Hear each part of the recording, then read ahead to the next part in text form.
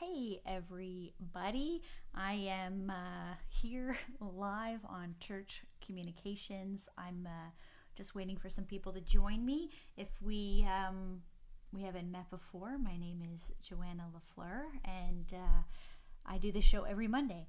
I sometimes miss a week, but overall, I try to be here every Monday talking about church communications. Specifically, what I lean into on the show on Mondays is Reach and Teach, which is about evangelism and discipleship.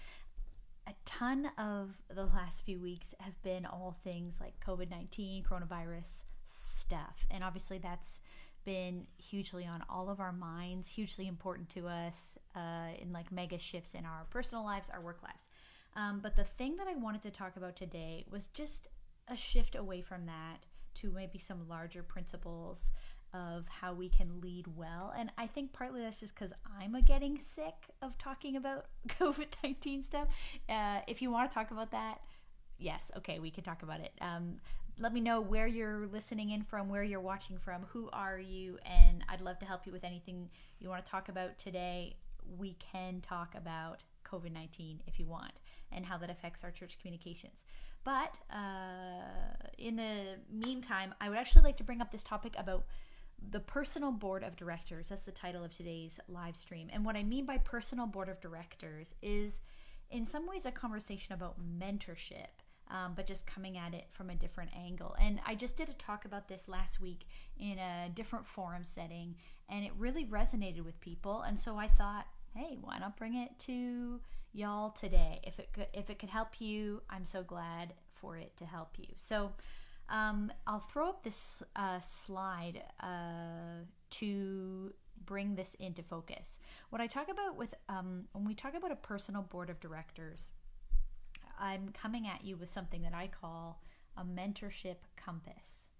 And so what I mean by that is north, south, east, and west. I'm going to dive into that in a second. But hey, if you're just diving in, we're talking about personal board of directors, how to build the team, your team, the people who are here for you, the people who are cheering you on in your work, in your ministry, in your communicating, in really all areas of your life. And so would love to give you some practical ways to find more mentorship, do more discipleship, reach and teach more people yourself, but also get that in your own life as a leader. And so would love to connect with you on that today. And as always, I love your comments. Give it a like, give it a heart, tell me where you're from. I'm coming to you live from Toronto. You are in the spare room of my condo right downtown Toronto, Canada, home of Drake and Bieber and The Weeknd and I don't know, Shawn Mendes and all those pop stars. So, okay, personal board of directors. What I mean by that is, right off the start, when we're talking about mentorship or building into the people who are training and teaching you, is that I think one of the things that we got stuck on is trying to find a mentor who is like some sort of superhero to us. And we don't do that intentionally. But what I mean is someone who is basically really good at lots of things. Who's someone who, hey, Jen, I just see somebody now for the week. That's great. I got someone talking back to me. Hi, Jen from Portland, Oregon. I just saw someone today showing that there's amazing like flower blossoming all over Portland right now. It hasn't yet come to Toronto. It's just like 2 weeks away, I think, here. But I hope you're enjoying the beautiful weather of the spring in Portland. So we're talking about mentorship, and this idea for me came out of probably being disillusioned, hurt, disappointed by mentors who let me down, honestly, over the years. And it's because of what I did to put them up on a pedestal. So when we're talking about a personal board of directors, it's acknowledging that it's impossible for one mentor, for one person who's teaching you, training you, developing you, discipling you, all the words you could use for that, apprenticing you. It's really impossible for one person to be good at developing you in all these different categories. And I think so often when we find a mentor, and it might even be someone who's like your boss at church, and you begin to realize like they're your boss at church, and there's this funny dynamic of like they're your boss professionally, but then also you're trying to figure out how to interact with them maybe as like a spiritual advisor, a pastoral role in your life. Maybe you know what I mean by that because you're trying to navigate the challenging world of working in church and the dynamics of those relationships where There's things that you can and can't openly discuss with people that you work with, or maybe there's people in your congregation who you feel can offer you wisdom in some areas, but you also have to be really careful in other areas about what you share with them because they're part of your church community. And so this is why I come to you with the principle today of a board of directors, and we're going to talk in a second up here over me. I've got this mentorship compass. I'm actually going to hide that away for a minute because it's distracting us from what I'm trying to say now. Personal board of directors. Oh, and we got, by the way, I forgot to say this. Hey, Johannesburg, South Africa. I hear that your country is doing amazing in terms of like low rates of casualties from COVID-19. It sounds like your government is doing well. I'm not sure, but that's what I've seen some friends post who live in South Africa. So, hey, hope you're doing well there. And what time is it there? It's got to be evening. So, personal board of directors, what I mean is we're talking about people who can advise you and be on your squad, on your team, mentors to you, but in different categories of your life. It makes sense, right?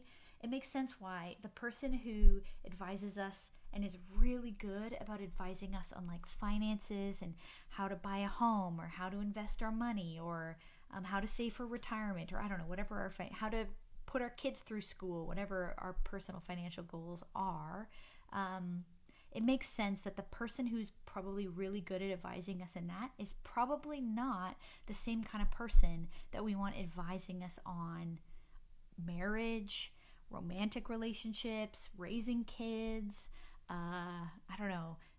spiritual advising on our prayer life. You know what I'm saying? Like these are different skill sets. And I think so often the first mistake we make when finding mentorship for ourselves is that we expect that person to be able to advise us in all kinds of areas of our life. That's why I call it a personal board of directors. Because when you're looking for people to develop you, to teach you as you reach and teach others, we're looking for a diverse group of people.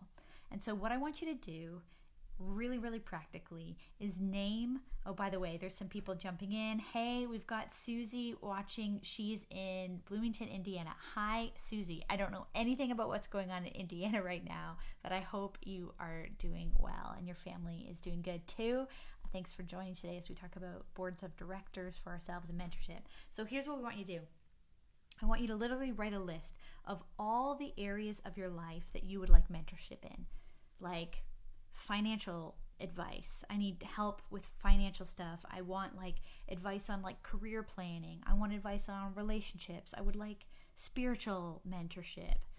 I don't know. I would like parenting advice, whatever it is. List all these areas. There's maybe like 3 categories, 7 categories. There's a few different categories. And then beside those categories, I want you to think of people in your life, in your church community, people maybe you were trained up through college to know, or people you maybe don't even know in person, but you know on the internet, and write their names beside these categories. And then you can actually begin to reach out to some of those people with an invitation for them to connect with you, to help you, to just have a chat with you about their particular area of expertise. And that's, we can talk about how to do the ask and all that stuff. If you're interested in that, we can talk about that next. But I want you to think, I've just thrown up this slide here. Here it is, the Mentorship Compass. When I talk about mentorship and being developed, as we reach and teach others, we need to be taught and reached and teached ourselves. I love to talk about it as a mentorship compass. What I mean by that is north, south, east, west. And anytime one of these access points is off kilter, we begin to lose our way. That's why I love to use the metaphor of a compass.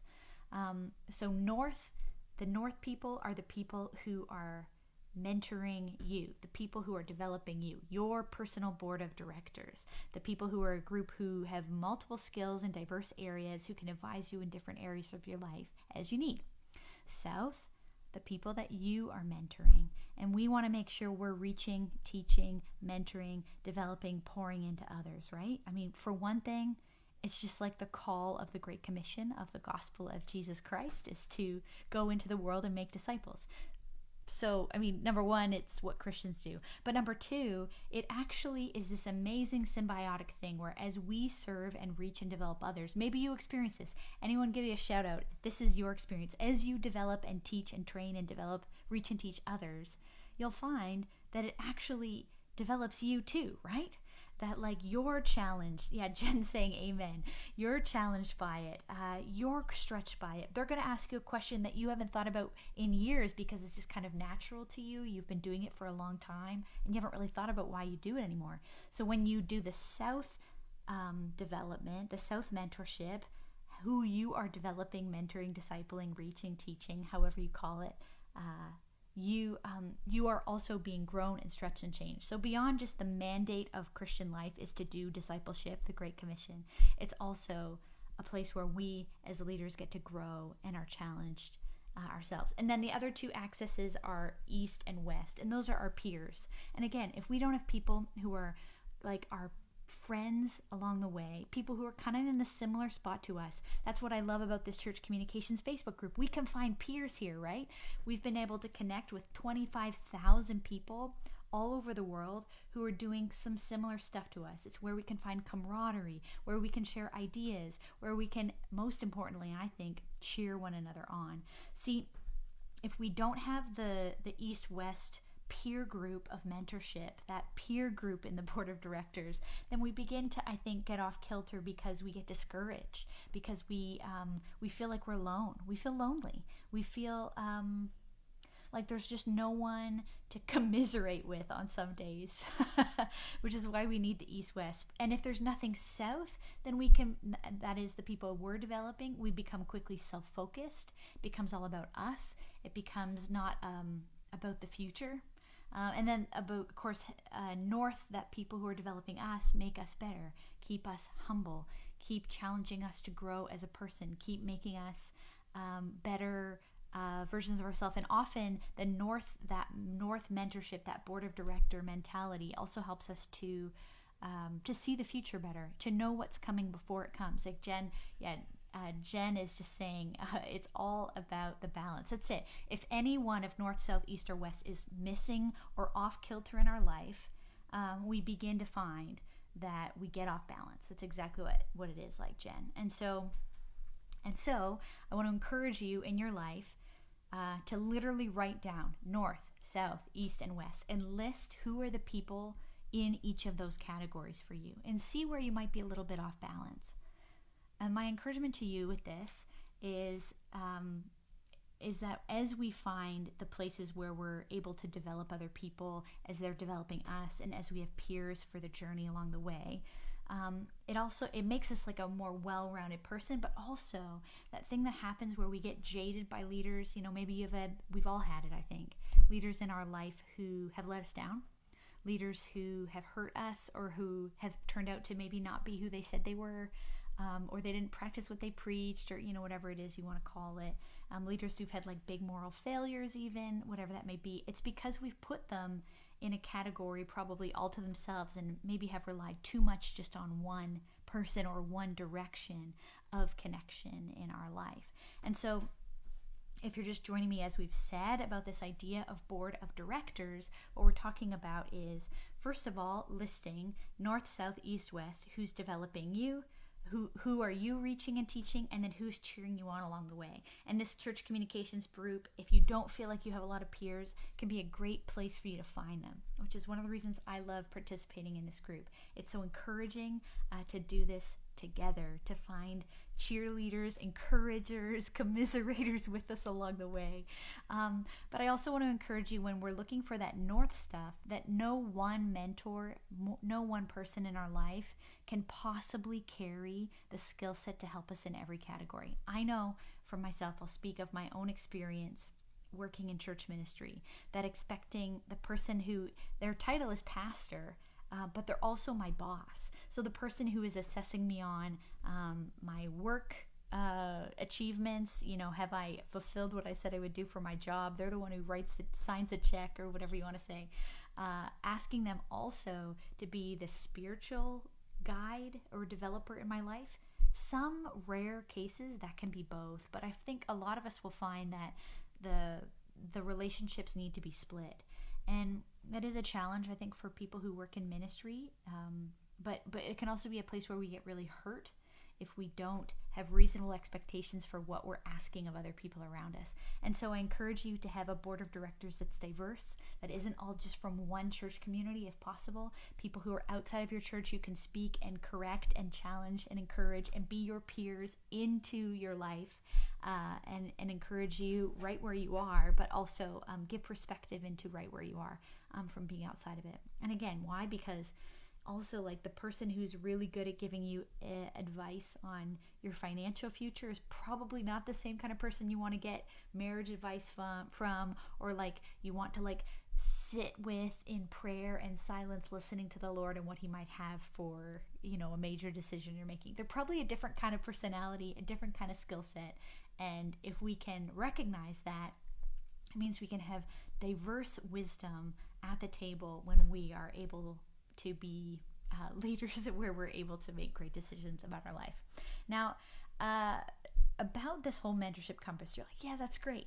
I'd love more mentorship on my life. I'd love to know more of how to do this, but I feel like, where do I even start with that? So that's where I've said, first of all, the first thing I want you to do is actually make a list. Make a list of the areas of your life you would like to be mentored in, different categories, and then from there, put some names beside it. It can be like a dream list. It can be like audacious goals of like people maybe you've never even met in real life, like people in this group who are like further ahead than you on the journey of communications, and you'd like to learn from them. Write their name down. Or it's people you follow on the internet. I don't know, maybe it's a Gary V, or it's like some preacher, communicator.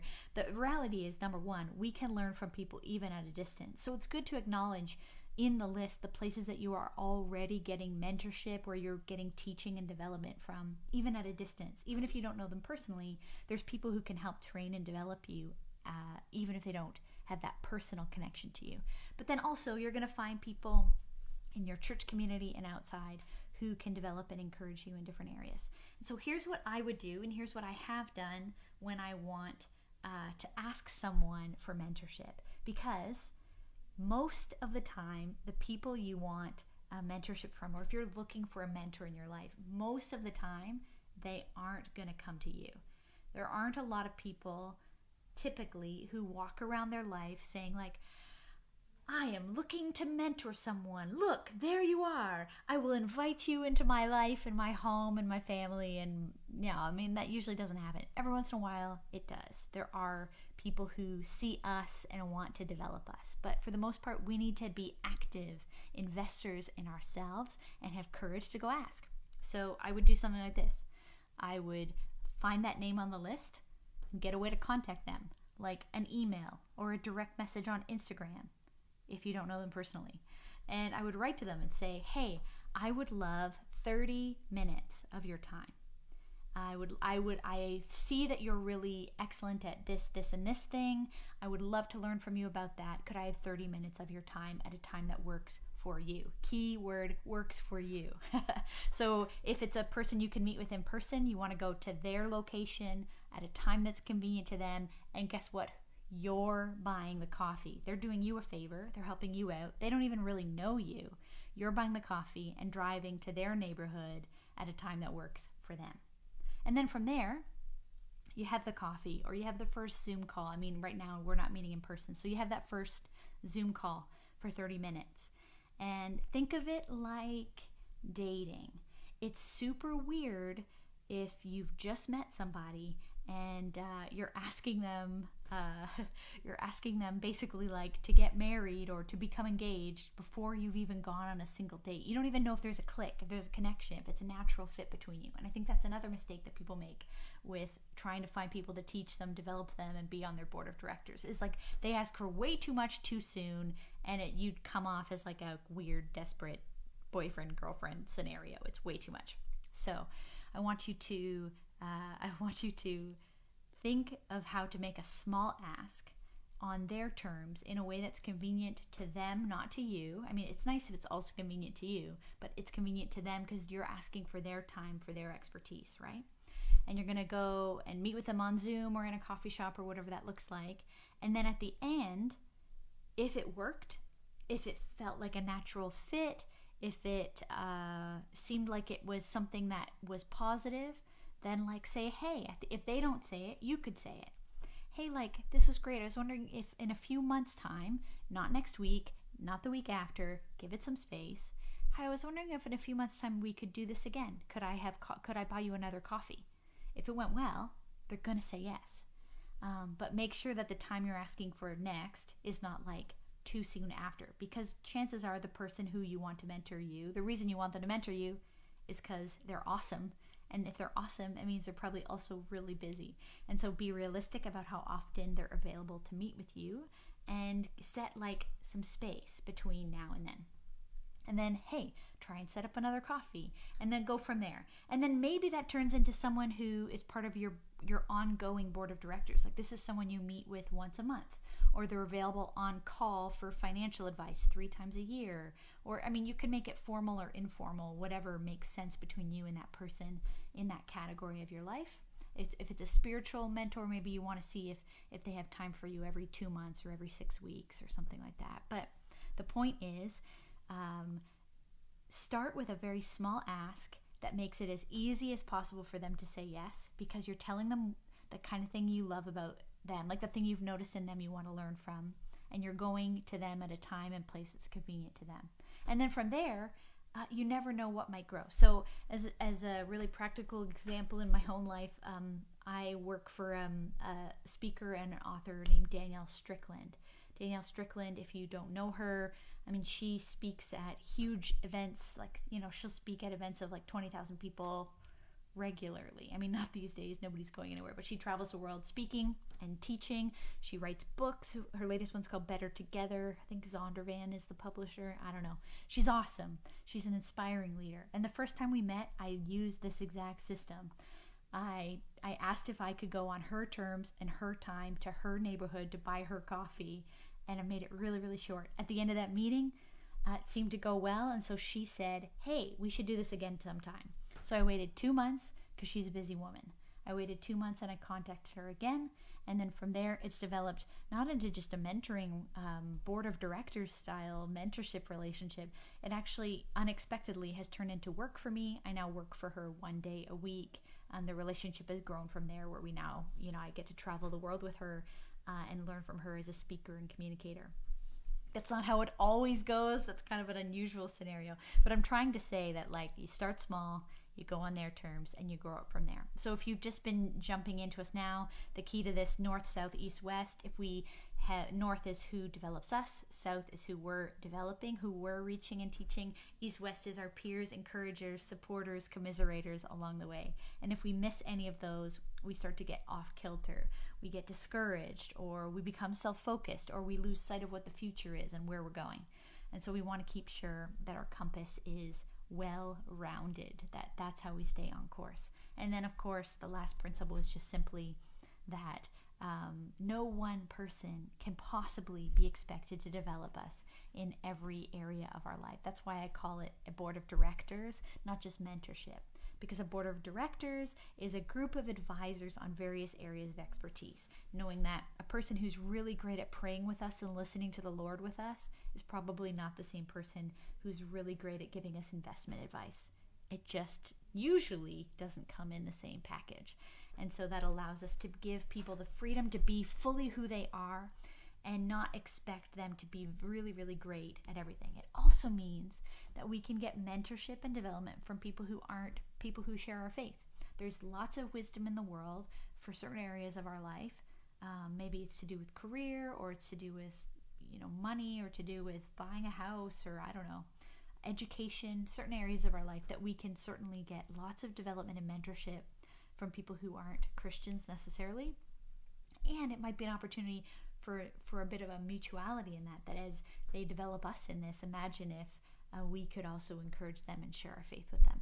So that is the big thing that I wanted to chat about today: how we reach and teach by being reached and teached, and by being encouraged east and west, north, south, east, west, all along the way.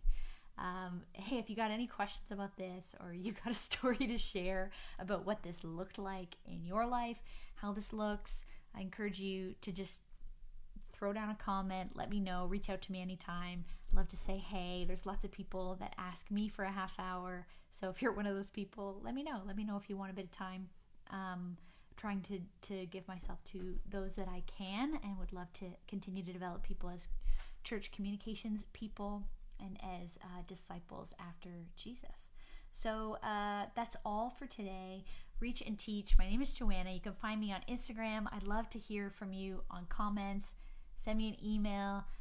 Hey, my podcast, by the way, Word Made Digital, we got a new season coming out just in a number of days. I can't wait to get you a whole new lineup of people coming at you with great content from some of like the best communicators in the world. I just did an interview this past week with a woman who's like an ABC News journalist, and so there's so much for us to learn from all of these other communicators. So I hope you tune in to the podcast when it comes out. But until then, and until next Monday, take care, everybody. Keep reaching, keep teaching in this crazy season of COVID-19. What we're doing matters so much.